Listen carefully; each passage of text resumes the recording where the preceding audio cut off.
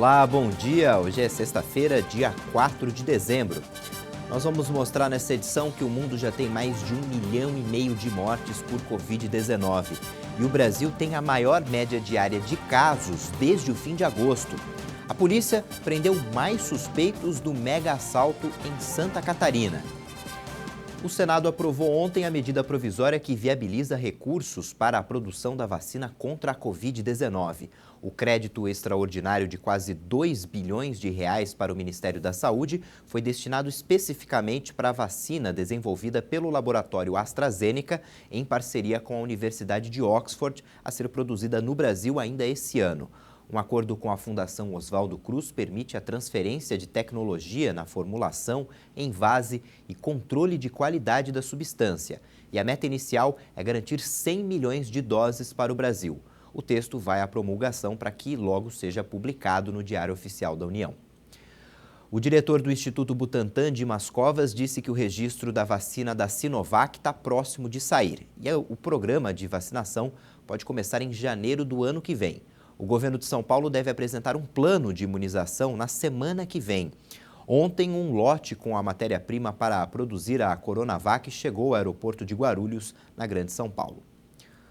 O plenário da Câmara dos Deputados aprovou ontem por 367 votos a 7 a medida provisória que cria o Programa Habitacional Casa Verde e Amarela, que prevê a concessão e financiamento concessão de financiamento e subsídio para a compra da casa própria. Por mais de 6 horas, a oposição tentou adiar a votação, sob a alegação de que, com o novo programa, seria extinto o financiamento para famílias com renda de até R$ 1.800 mensais. Além disso, cobrou limites para o comprometimento da renda dos beneficiários com futuras prestações. O relator da matéria, o deputado Isnaldo Bulhões Júnior, do MDB de Alagoas, promoveu uma série de alterações na versão apresentada pelo Poder Executivo, acatando ainda parte de 2 emendas apresentadas em plenário para especificar quais financiamentos serão incluídos no Cadastro Nacional de Mutuários e objeto de restrições a subsídios. A MP prevê a concessão de financiamento e subsídio para a compra da casa própria.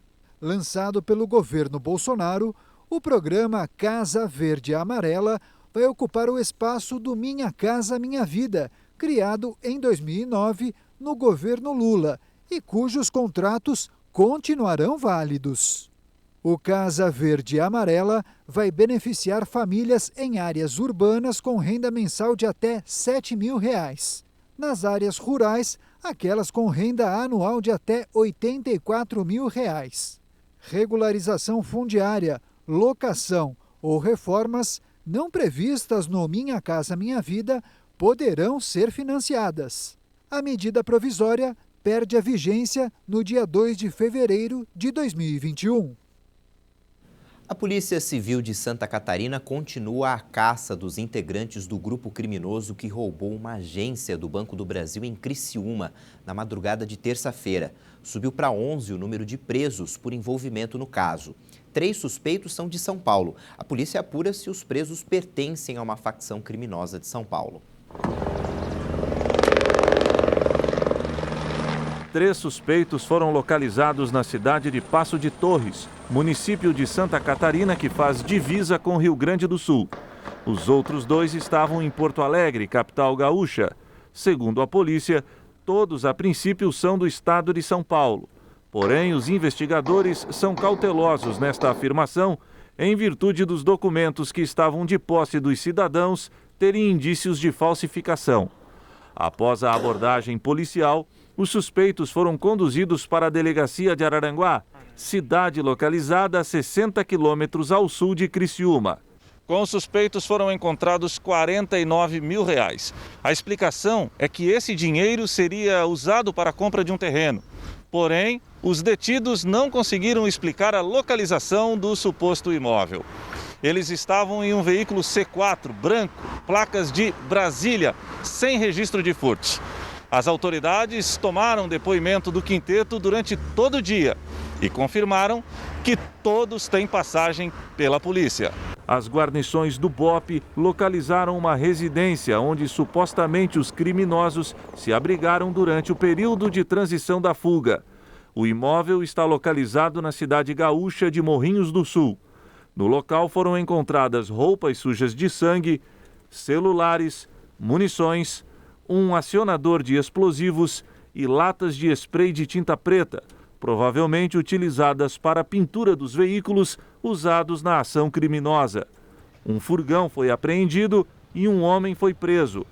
À polícia, o cidadão informou que recebeu R$5.000 para apagar todos os vestígios deixados no local. O Brasil teve mais de 700 mortes por Covid-19 em 24 horas e a média móvel de casos continua em alta pelo sexto dia seguido, com mais de 40 mil. O Brasil registrou em 24 horas 755 mortes por Covid-19, chegando a 175.270 vítimas. E o número de infectados em apenas um dia já é de 50.434. A soma total passa de 6.487.000 casos confirmados. E fazendo uma análise da média de mortes, o Brasil registrou nos últimos 7 dias 544 óbitos por dia, o que ainda indica uma tendência de estabilidade. Já a curva de novos diagnósticos subiu pela sexta vez seguida. A média móvel de casos no período é a maior desde 31 de agosto, com 40.421 novos diagnósticos por dia.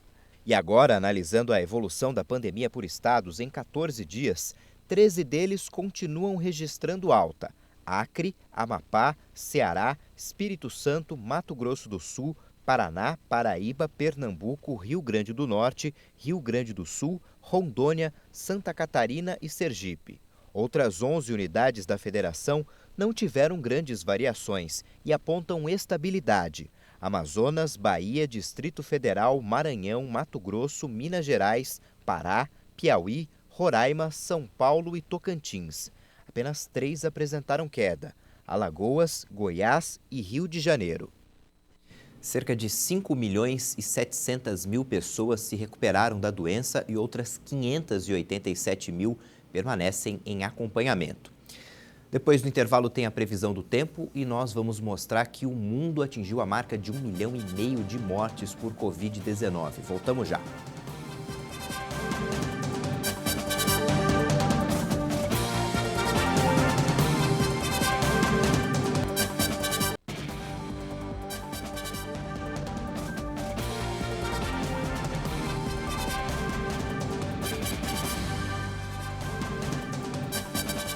Estamos de volta, 8h44 no horário de Brasília. O Instituto Brasileiro de Geografia e Estatística divulgou ontem o resultado do Produto Interno Bruto do país do terceiro trimestre do ano. O resultado aponta crescimento de 7,7% na comparação com o trimestre anterior. Um resultado que demonstra a retomada da economia mesmo diante da crise provocada pela pandemia. A soma de todas as riquezas do país aumentou em 7,7% no terceiro trimestre de 2020, na comparação com o trimestre anterior. No acumulado de janeiro a setembro, no entanto, a queda foi de 5%. Mesmo assim, um resultado tido como positivo. Segundo o IBGE, que divulgou os dados nesta quinta-feira, com este resultado, a economia do país está no mesmo patamar que estava em 2017. Em linhas gerais, os dados do terceiro trimestre mostram uma melhora no ritmo da atividade econômica brasileira, ainda de queda de 5%, mas um resultado já melhor do que a queda acumulada no trimestre anterior, que era de 5,6%. O setor da indústria foi responsável pelo maior crescimento do período, 14,8%. Destaque para a indústria da transformação, que sozinha expandiu 23,7%. A indústria já voltou ao patamar que estava antes da crise. Obviamente não é uma recuperação homogênea. Você tem setores de bens de consumo duráveis, um destaque automóveis, confecções, vestuário, calçados, que ainda não recuperou o que perdeu com a crise e continua com um volume de produção abaixo do que estava em 2019. Mas a gente tem produtos de bens de consumo não duráveis, principalmente na parte de alimentos, material de limpeza, perfumaria, que já está até com nível de produção, na média, em 2020, já superior ao que estava em 2019. São setores que foram menos atingidos pela crise, até porque são bens que você precisa estar comprando periodicamente, seja no dia a dia, e bens de primeira necessidade. O agronegócio, que não parou mesmo durante os meses mais intensos de isolamento e lockdown, registrou pequena queda no trimestre, mas teve bom resultado no acumulado do ano, uma expansão de 2,4%. Esse resultado, ele reflete, por um lado, o aumento de safra observado ao longo do ano de 2020, que deve fechar o ano em 257 milhões de toneladas, e a expectativa de crescimento da próxima safra, que começou a ser plantada e que deve chegar a 268 milhões de toneladas, um crescimento de 4,6%. O resultado expressivo do PIB sucede uma brusca queda provocada pelas medidas restritivas impostas pela pandemia. Especialistas comentam que esse crescimento já era esperado após uma retração de 9,6% no segundo trimestre de 2020. Para o Ministério da Economia, os níveis de investimento surpreenderam positivamente e ajudaram nessa recuperação, alcançando um crescimento de 11%. Mas economistas dizem que é preciso fazer mais para garantir emprego e desenvolvimento econômico a longo prazo. Nós precisamos acelerar os níveis de investimentos públicos e privados. Com investimentos públicos, nós temos um grande gargalo, que é a questão fiscal, que ela precisa ser resolvida através de uma reestruturação de passivos e através de parcerias públicas-privadas. Muitas pessoas questionam se não é o momento do governo gastar mais para reacelerar a economia. E é preciso que fique claro que essa questão entre gastar mais agora ou economizar agora para poder pagar a dívida para investir no futuro é simplesmente uma escolha. Se eu aguento o sacrifício agora para crescer no futuro ou se eu vou, mais uma vez, gastar mais agora para jogar a dívida para o futuro.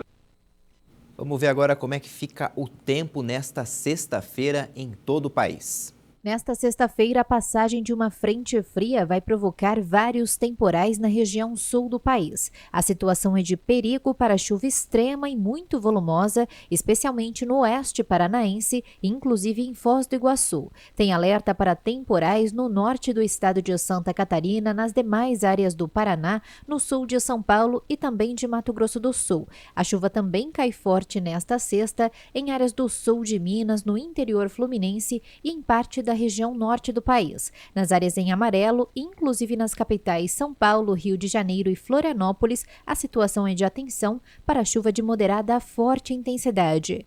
Os temporais devem começar já durante a madrugada e podem causar vários transtornos à população no oeste do Paraná. No decorrer do dia, a chuva ganha força e se espalha por mais áreas do estado, inclusive na região de Curitiba, em Florianópolis e também sobre o Vale do Itajaí. No extremo sul catarinense, no norte gaúcho e também sobre a região de Londrina, no norte paranaense, o dia ainda começa com aberturas de sol e as pancadas vão se concentrar a partir da tarde. Também há risco para chuva no fim do dia na maioria das áreas de São Paulo, inclusive na capital, no Rio de Janeiro, no Espírito Santo, em Minas Gerais e também sobre as 4 capitais da região centro-oeste. Por outro lado, o tempo fica firme no Rio Grande do Sul, onde não há previsão para chuva. O tempo seco também predomina sobre os estados de Sergipe, Alagoas e no interior do Nordeste. Ainda pode chover de forma rápida na região de Salvador e entre as capitais Recife e Fortaleza. A chuva acontece desde cedo com alerta de chuva forte entre o sul do Amazonas e o estado do Acre. Nas demais áreas do país, dia de sol com pancadas isoladas de chuva entre a tarde e a noite. Em São Paulo, a mínima prevista é de 20 graus e de apenas 16 graus na região de Curitiba. A máxima chega a 36 graus no Rio de Janeiro, faz 33 graus em Campo Grande e 37 graus em Cuiabá. O ministro Gilmar Mendes, do Supremo Tribunal Federal, votou a favor da reeleição dos atuais presidentes da Câmara, Rodrigo Maia, e do Senado, Davi Alcolumbre. O julgamento no plenário virtual começou hoje. Gilmar Mendes, que também é o relator da ação do PTB, que busca impedir a reeleição no Legislativo, entendeu que a Constituição permite uma reeleição para os comandos da Câmara e do Senado. De acordo com o voto do ministro, só pode haver recondução imediata do cargo para o comando das duas casas uma única vez. Além disso, ressaltou que a regra deve passar a valer só a partir da próxima legislatura. O ministro Dias Toffoli acompanhou o voto do relator sem qualquer ressalva. Já Nunes Marques, indicado pelo presidente Jair Bolsonaro recentemente ao STF, acompanhou a decisão do magistrado, mas com ressalvas. Para o ministro, os presidentes da Câmara dos Deputados e do Senado podem se reeleger uma vez, mas a regra deve valer desde já. O julgamento no plenário virtual é um formato pelo qual os ministros apresentam os votos pela internet sem a necessidade de uma sessão especial. Se não houver pedidos de destaque que interrompam a atuação do plenário virtual, a análise termina no dia 11. A Itália registrou 993 mortes por coronavírus em 24 horas. É um número que supera o recorde anterior no país de 969 óbitos no dia 27 de março. A região industrial de Lombardia, no norte, foi a mais afetada, com 347 mortes. O primeiro-ministro italiano Giuseppe Conte anunciou nesta quinta-feira à noite outras restrições de deslocamentos dentro do país durante as festas de Natal e Ano Novo. Na quarta-feira, foi aprovado um decreto que determina que, de 21 de dezembro até 6 de janeiro de 2021, vai ficar proibida qualquer viagem de uma região a outra, exceto por motivos de saúde ou de trabalho. A Itália, o primeiro país afetado pelo coronavírus na Europa, registrou até agora mais de 58 mil mortes e o governo teme uma terceira onda depois do período de férias. Ontem o mundo registrou uma triste marca. Mais de 1.500.000 pessoas perderam a vida por causa da Covid-19 em todo o planeta. Os números da agência France Press, com base em balanços oficiais dos países, apontam também para cerca de 65 milhões de infectados em todo o mundo. No total, houve 1.500.038 mortes registradas por todos os continentes desde que a doença foi detectada na China em dezembro de 2019. A América Latina e o Caribe é a região mais afetada à frente da Europa e dos Estados Unidos. Desde 24 de novembro, mais de 10 mil mortes por dia foram registradas em média, um número inédito até agora. A Europa, que chegou a controlar a doença, vê uma segunda onda ameaçar o sistema de saúde do bloco. No mundo, os Estados Unidos são o país com mais mortes, seguido pelo Brasil e pela Índia. A corrida por uma vacina entrou na reta final, com alguns países já iniciando o processo de imunização. Mas a doença segue em crescimento. E vamos trazer uma boa notícia que traz esperança. Cientistas americanos estudam a restauração da visão de camundongos usando um tratamento que rejuvenesce as células. O experimento pode um dia levar ao tratamento do glaucoma e de outras doenças relacionadas à idade.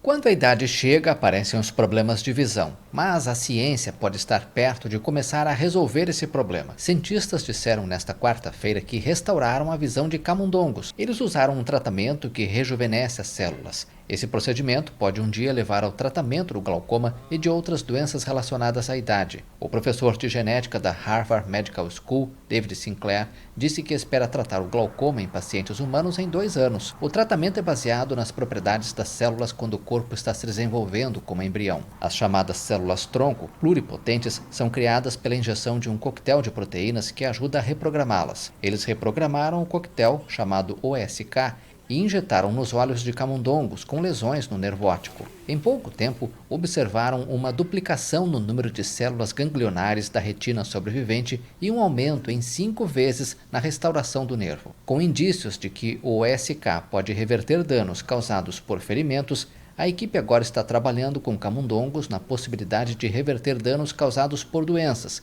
especificamente o glaucoma, que é a principal causa de cegueira em humanos. Vamos falar de futebol porque ontem teve jogo no Campeonato Brasileiro, na Copa Sul-Americana e na Copa Libertadores. Vamos começar pelo Brasileirão. O São Paulo foi até Goiânia e venceu o Goiás por 3-0. E aí, com esse resultado, o tricolor paulista assumiu a liderança da competição com 44 pontos, tem um jogo a menos ainda. Na Copa Sul-Americana, o Vasco foi eliminado pelo Defensa e Justiça. O time carioca sofreu uma derrota por 1-0 jogando no Rio de Janeiro. E pela Libertadores, o Grêmio venceu novamente o Guarani do Paraguai, está classificado para a próxima fase da competição. E o adversário dos gaúchos vai ser o Santos. Essa edição fica por aqui. Daqui a pouco tem outras informações com a Patrícia Velenic. Tchau, bom dia e boa sexta-feira.